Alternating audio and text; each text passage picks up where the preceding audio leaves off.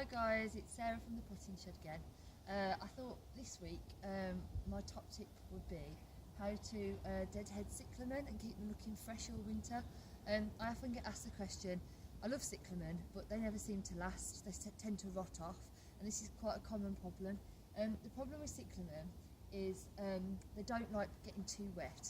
So the key is when you're planting them in a pot or container outside, make sure there's plenty of drainage holes in the bottom. And if the pot's sat on the floor, it's always perhaps a good idea to raise it off the floor and pop some pot feet under so they drain properly. And also when you're planting them, not to plant them too low in the ground. Basically they're like little corms almost, like bulbs, so they can actually be planted quite high onto the top of the surface of the soil. Because if you look more closely, you'll see that all the new buds, if you look in there, all the new buds come right from the bottom. So if you plant them too low, what you're doing, you're planting basically to hide all the buds, and then these just start rotting off. So what I'm going to show you today is the proper way to deadhead.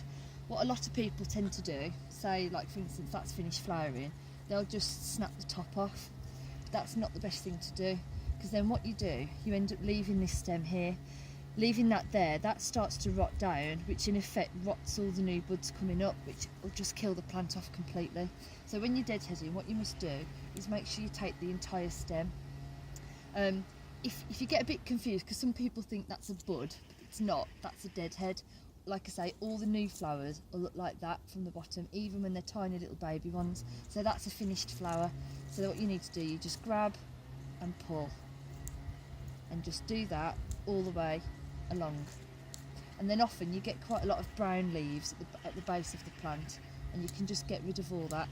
It's always a good idea from time to time to just open up the cyclamen and have a look in the middle, because often what happens as well, you can get like a white sort of mildew that forms, and you just need to pick that out as well.